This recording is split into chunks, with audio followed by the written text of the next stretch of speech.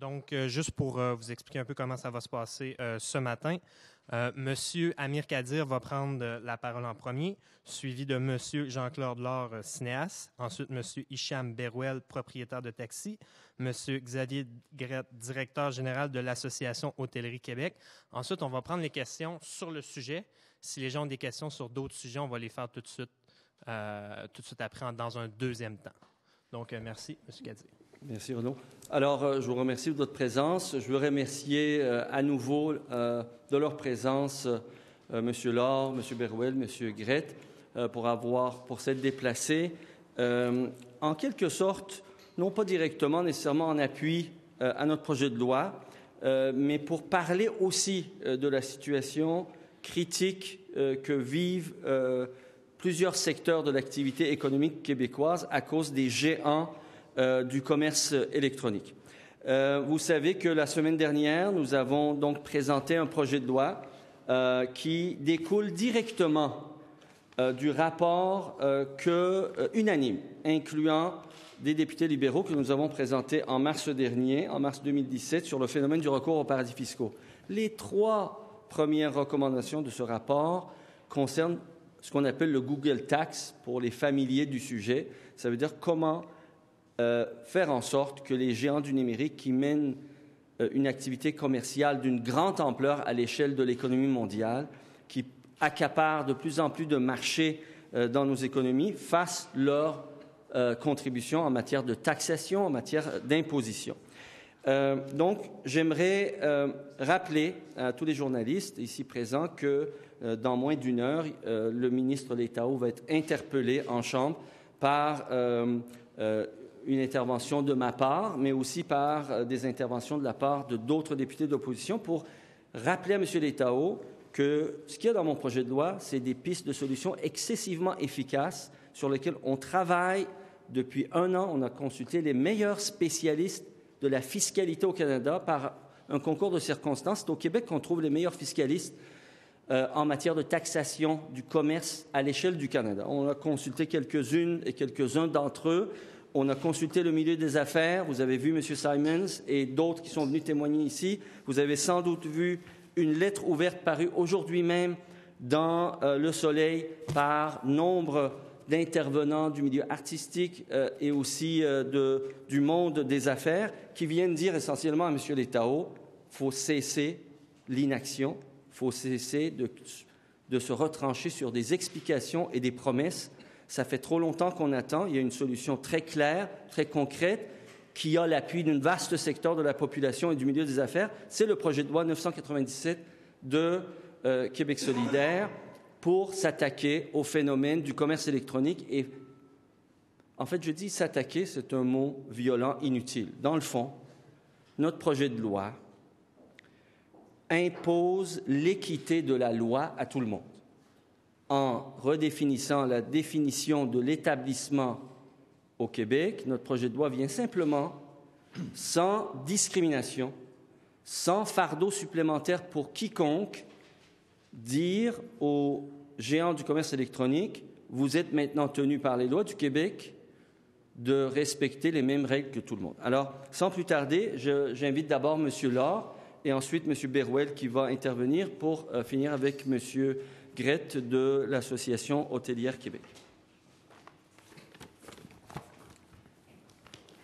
Ma première apparition dans une session politique. Moi, j'ai répondu à l'invitation d'Amir Kadir parce que je ne suis ni fiscaliste, ni politicien et je n'appartiens à aucun parti politique. Mais le projet de loi qui a été déposé la semaine dernière, soutenu par la fiscaliste Marois Ritsky, m'a semblé contenir beaucoup de réponses quant à la situation de l'industrie culturelle, télévisuelle et cinématographique au Québec. C'est une industrie qui est en déclin, pour ne pas dire en mode survie.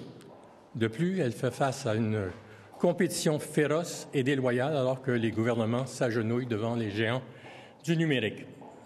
Les téléséries à $1 million de l'épisode, comme j'en ai fait à l'époque, n'existent plus. Les codes d'écoute de 2 millions de dollars et plus de 2 millions de spectateurs et plus, nécessaires à cette époque à un renouvellement pour 1 an ou 2 d'une série, ça n'existe plus non plus.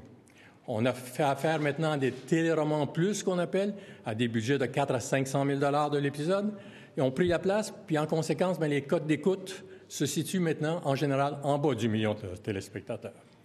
En conséquence de ça, bien, les commandites publicitaires ont chuté. On a perdu les jeunes qui ont délaissé la télévision conventionnelle de fiction, ce qui affecte autant les médias que l'industrie culturelle, télévisuelle et cinématographique. Les salaires des artisans diminuent au lieu d'augmenter. Sur District 31 que j'ai fait l'année dernière, par exemple, mon salaire n'était que le quart de ce que je gagnais pour la réalisation d'une heure télé il y a une dizaine d'années. Imaginez les salaires maintenant de tous les autres travailleurs sur nos plateaux qui s'investissent toujours corps et âme pour offrir du contenu de qualité. Les sources de financement actuelles ne suffisent plus à la tâche. C'est sûr que je simplifie en vous disant tout ça, mais j'ai juste 2 minutes. Donc, l'entente Netflix est-elle une solution? Absolument pas. Les 25 millions sur 5 ans proposés par Netflix ne seront d'aucune aide pour notre industrie télévisuelle et cinématographique francophone. Netflix n'a aucun intérêt à investir de l'argent dans des productions francophones québécoises. Est-ce que les obliger à payer la TVQ et les obliger à payer de l'impôt corporatif sur leur profit généré en sol québécois, tel que propose le projet de loi de M. Kadir, est une solution? C'est certainement un pas dans la bonne direction. L'impact direct du non-paiement des impôts par les géants du Web se traduit par moins de fonds dans les coffres de l'État pour soutenir notamment les industries culturelles. Bien sûr, il faudrait également obliger notre Parlement à voter des lois qui soumettraient ces géants à participer à notre production locale. Bien sûr, il faudrait également obliger notre Parlement à réserver une part de la TVQ qui est perçue, à réinvestir dans notre industrie. Notre industrie culturelle télévisuelle est en mode survie. Les exceptions que représentent les succès de District 31 et de Unité 9 ne doivent pas faire écran à la situation dans laquelle nous nous sommes. Je réitère, je presse le gouvernement à mettre en place des mesures pour financer adéquatement l'industrie culturelle télévisuelle et cinématographique québécoise. C'est une question de survie et après 55 ans de métier dans cet univers-là, je peux vous le confirmer. Merci. Bonjour, Hicham Berwell, propriétaire de taxi. Vous savez, dans le dossier d'Uber, on a dû se battre pendant plusieurs années pour convaincre le gouvernement qu'il y a une inéquité par rapport à Uber et la concurrence déloyale. Pendant plusieurs années, ils ont bénéficié d'un passe-droit. Ils ont opéré dans le sol québécois, donné un service aux citoyens sans payer de la TPS et de la TVQ. Après une lutte, le gouvernement a décidé de faire une entente avec Uber, mais les années pendant lesquelles et les mois pendant lesquels ils ont travaillé sans payer de la taxe, c'est plusieurs millions de dollars qui ne sont toujours pas récupérés. C'est sûr, ça règle pour le futur avec Uber, mais ça ne règle pas les arriérages. Et une nouvelle entreprise qui viendrait opérer sur le sol québécois encore, est-ce que le gouvernement va encore négocier avec chaque entreprise, avec chaque type de service? Je pense qu'il est temps à ce que le gouvernement vote une loi ou change une loi pour ne plus pour que les entreprises qui viennent de l'extérieur ne bénéficient plus d'un avantage par rapport aux entreprises québécoises. Je pense que le projet de loi que M. Kadir dépose aujourd'hui est une bonne solution et c'est une piste qui va éliminer une certaine iniquité. Et pour le moment, même avec le dossier d'Uber, le gouvernement espère que Uber paye ses taxes. Si un jour ne décide plus de les payer, il faut des poursuites. Il n'a aucune mainmise sur l'argent, c'est des comptes à l'étranger. Et c'est pareil pour plusieurs entreprises. Et nous, on a été touchés parmi les premiers par cette iniquité, mais ça va venir très rapidement toucher plusieurs secteurs d'industrie au Québec. Donc, c'est un peu pour ça qu'on pense que c'est une question de survie, non pas seulement pour l'industrie du taxi, mais pour plusieurs secteurs d'activité. Merci. Monsieur Gray. Oui, bonjour, Xavier Gray, directeur général de l'Association Télé Québec. Monsieur Kadir, merci beaucoup pour l'invitation. Nous sommes ici aujourd'hui présents pour vraiment réitérer à Monsieur Letao que notre industrie, avec Airbnb, avec les agences de voyage en ligne, doivent respecter l'équité fiscale. Airbnb, vous le savez, c'est un sujet très important pour nous, à fleur de peau. Nous avons une ministre, Julie Boulet, qui travaille très fort sur ce dossier-là, avec des consultations. Nous la remercions pour ça. Par contre, ces géants d'agences de voyage en ligne grugent des parts de marché à nos hôteliers. Il faut savoir que, par exemple, quand un hôtel, quand un client réserve sur une plateforme de ces géants-là, qui payent $200 leur chambre, leur forfait, $160 est reversé aux hôteliers et la taxation s'effectue uniquement sur les $160. Mais où est la taxation sur les $40 restantes? Donc, on se pose beaucoup de questions à ce sujet-là et nous demandons encore une fois et réitérons que les solutions soient claires et précises au sujet du projet de loi. Merci beaucoup et bonne journée.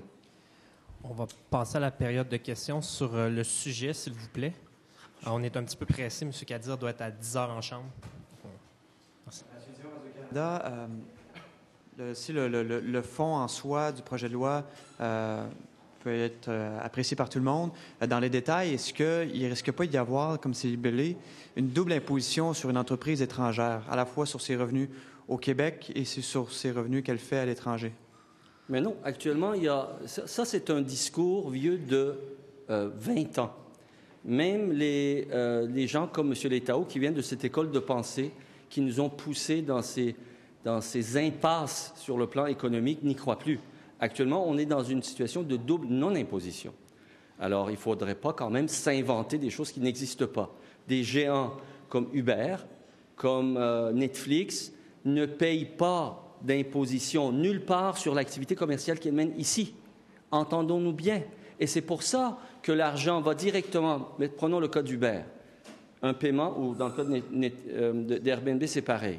Les hôteliers là, nous le disent, les chauffeurs d'Uber nous le disent, ce qu'on paye va à Amsterdam, mais il n'y a aucun argent liquide qui va là. Une fois que le compte est allé à Amsterdam, le paiement est fait à Amsterdam, cette exigence, cette facture est redirigée vers le Delaware, puis ensuite retransmise dans un paradis fiscal dans les Caraïbes. Alors, et dans les Caraïbes, vous savez que sur ce genre d'activité financière, il n'y a aucun impôt qui est payé ou pratiquement aucun. Alors, il ne faut pas s'en inventer inutilement. Sur la perception de la TVQ sur les fournisseurs de services de paiement, peut-être que je l'avais déjà dit, mais si un Québécois est quelque part dans le monde utilise sa carte de crédit pour acheter un bien de consommation consommé aux États-Unis, par exemple, est-ce qu'il n'y a pas là un problème avec le fait de demander à tous les fournisseurs de services de paiement de charger la TVQ sur un achat fait en ligne avec une carte de crédit qui est québécoise ou canadienne?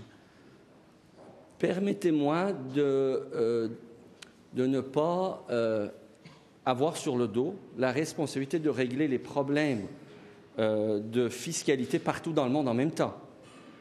Ce que tout le monde reconnaît, c'est que cette situation au sein de l'OCDE, vous savez que l'OCDE a chargé une division de travail dirigée par M. Saint-Amand qui se penche sur ce problème à l'échelle de l'ensemble des pays de l'OCDE. Ce qu'on reconnaît, c'est qu'il faut mettre fin à ces situations inéquitables. Si, par moment, il puisse y avoir de temps en temps quelques problèmes que ça puisse présenter dans des circonstances excessivement mineures, c'est tout à fait accessoire par rapport à la destruction de notre économie locale, puis à la disparition possible de secteurs entiers comme tout le secteur de l'industrie, du cinéma et de la télévision québécoise. Donc, je comprends, je ne sais pas qui invente ces problèmes mineurs. On est en train de dire, tout le monde est d'accord dans notre société, tous les gouvernements du monde, y compris le gouvernement actuel du Québec, dit qu'il faut faire quelque chose. Puis là, M. Letao nous arrive, on est en train de travailler alors que ça fait 6 mois qu'on attend, ça fait 6 mois qu'il sait ce qu'il faut faire. Et nous, on a fait le travail, puis on lui dit, écoutez, M. Letao, on comprend que votre gouvernement est un peu dans l'inaction. Je regrette de le dire, là, mais vous nous avez entendu, il faut beaucoup de choses pour les secouer sur ce sujet-là, comme bien d'autres des sujets. Là, ça fait 2 semaines que des acteurs de la société québécoise viennent dire au gouvernement, il faut faire quelque chose. La ministre Boulet dit elle-même, je ne peux rien faire tant que la définition de l'établissement œuvrant commercialement au Québec ne change pas. D'accord? C'est ce que notre projet de loi vise justement à changer pour qu'elle puisse agir. Elle veut agir pour s'assurer que Airbnb fonctionne de manière équitable avec les autres. Et là, M. Letao se retranche encore derrière des explications. M. Letao, je l'invite à cesser les explications et passer à l'action. Notre projet de loi lui permettrait. Il faut un peu d'humilité, là. Je pense que c'est un minimum d'humilité que ce gouvernement doit avoir, d'accepter que ce projet de loi, c'est peut-être pas eux qui l'ont pondu, mais ça recueille une adhésion et un appui parmi les meilleurs experts et parmi tous les acteurs économiques qui connaissent ça. Alors, qu'est-ce qui attend? Bonjour, Marc-André Gagnon du Journal de Québec. Monsieur l'État a déjà fait savoir quand même que dans son prochain budget, au printemps, donc il va amorcer Pourquoi au printemps? une démarche qui permettra d'imposer la TPS et la TVQ. Pourquoi au printemps? Pas suffisant? Pourquoi au printemps? Ben non, c'est pas suffisant. Depuis janvier, vous savez quelle est la croissance de la part du commerce électronique au Québec? 46 %. Janvier à fin octobre. Ça représente 5 milliards de dollars. Ça représente des centaines de millions. Pendant ce temps-là, ce que ça veut dire, ce 5 milliards-là, ça veut dire qu'il y a des secteurs entiers qui sont en train de suffoquer, notamment le commerce de détail. On ne peut pas attendre un autre 6 mois, ce n'est pas nécessaire. On sait comment ce Parlement peut se mobiliser des fois quand il s'agit de mater des étudiants ou des syndiqués à passer des lois d'urgence en 24 heures. Là, on ne lui demande pas de faire ça, là. On lui demande simplement, il y a un projet de loi qui est préparé. Moi, j'ai le minimum de décence de dire, je ne veux même pas m'accaparer le crédit de ça. Je suis prêt à le partager avec tous les partis d'opposition et le gouvernement. On le signe ensemble, puis processus d'accélération rapide avec l'adhésion de tout le monde, on le fait en quelques semaines. Parlant des partis d'opposition, que pensez-vous de la position de la coalition Avenir Québec qui a été critiquée par plusieurs?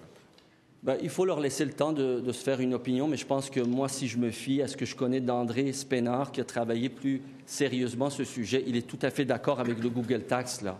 Là, à un moment donné, il faut quand même pas changer d'opinion tout le temps. Je pense que leur préoccupation, c'est que les citoyens ordinaires ne soient pas indûment taxés. Ça, je comprends, mais ça, c'est un autre sujet qu'on discutera en temps opportun.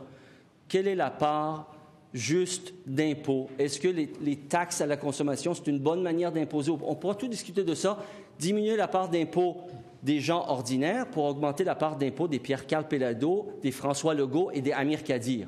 D'accord? Taxer certaines catégories de produits, comme le suggère la CAQ, vous en pensez quoi? Est-ce que c'est pas une bonne... Ça, il ne faut pas mélanger ces discussions-là. Là. Si on commence à vouloir tout régler en même temps, c'est là qu'on se prépare à un bon enlisement.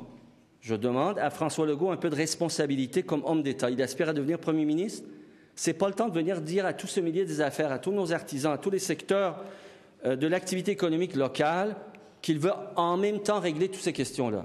Je suis prêt à prendre ces propositions pour discuter de ça à un autre moment. Réglons le Google Tax, on verra tout le reste après. Micro à ma gauche. Bonjour, messieurs. Ma question va être de deux volets. En fait, vous avez remarqué que tous les partis sont quand même entrés dans la danse à propos de l'inéquité fiscale et de l'évasion fiscale cette semaine. Et est-ce que vous n'êtes pas en train de penser qu'il y a quand même un mouvement, une prise de conscience beaucoup plus forte maintenant qui s'est créée et qu'on est maintenant vers la bonne voie, vers une solution? Oui, et je l'ai reconnu. Quand cette semaine, M. Letao a dit qu'il va faire quelque chose, moi, j'étais le premier, malgré les mises en garde de mes collaborateurs qui disaient « Méfie-toi, Amir, c'est juste des bonnes paroles », mais j'ai dit « C'est pas grave, il faut tabler sur la bonne foi des acteurs politiques » et je l'ai salué. Vous rappelez-vous?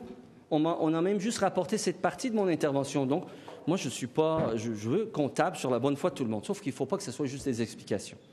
Nous voulons, je n'ai pas beaucoup de temps, nous voulons rappeler à M. Letao que là, ça suffit. On ne peut pas attendre un autre 6 mois. On a un projet de loi qui découle directement d'un rapport travaillé pendant 1 an rigoureusement et que ses propres députés ont signé. Mais justement, vous dites que le gouvernement tarde à agir. Et cette semaine, on a notamment soulevé des liens entre M. Bronfman, M. Colbert et le Parti libéral du Québec. Est-ce que c'est une forme de complaisance aussi que vous soupçonnez chez le gouvernement par rapport du milieu des affaires, des gens qui bénéficieraient de ces largesses-là? C'est un questionnement tout à fait légitime. Je pense que la question doit être répondue par le gouvernement. Mais moi, mon intuition, c'est que le gouvernement qui a besoin de redorer son blason. Beaucoup de questions ont été posées sur son intégrité, sur sa trop grande proximité avec certains milieux d'affaires, avec les Bronfman. Bon, ben voilà une occasion de réparer de nettoyer cette tâche, si on veut, de dissiper ses doutes. C'est une excellente occasion. Ne serait-ce que pour ça, M. Letao devrait agir rapidement, avec diligence, avec honneur, avec un peu d'humilité, d'accepter que d'autres peuvent avoir de bonnes idées, puis juste de concéder là, que c'est un travail, d'ailleurs, que moi, je n'ai pas inventé. On s'est inspiré d'un travail fait avec ses propres députés, avec ses propres collègues. Rapidement en anglais sur le sujet. Mr. Kadir, could I just get you to respond very quickly because I know we don't have a lot of time. Can you tell me why it is so pressing that this issue get dealt with quickly? Because just to give you an idea, since the beginning of January, the activity of the internet giants of the e-commerce has grown 46% in Quebec. That's more than $5 billion of activity on which not only there is no taxation given to the government, but it harms seriously all the sectors of local economy, artists, cinema and TV industry, hotel business, taxi business, our small business or businesses like commercial businesses like Simon's. So we can't wait longer. Moi, j'ai une question sur un autre sujet. Je sais qu'on a juste 2 minutes. On n'a pas le temps. Je peux la poser en français? La question sur un autre sujet. Ouais. On va prendre 1 minute, puis il faut que j'y aille. C'est sur le revenu minimum garanti. Pour moi aussi, c'est juste donner quelques temps à nos invités que je veux remercier de... Ouais, mais je pense qu'on n'aura pas le temps. Ouais. Mais... Okay. Merci. C'est serré comme ça? Oui. Est-ce qu'on peut marcher et y répondre ensemble? Non. Très bien.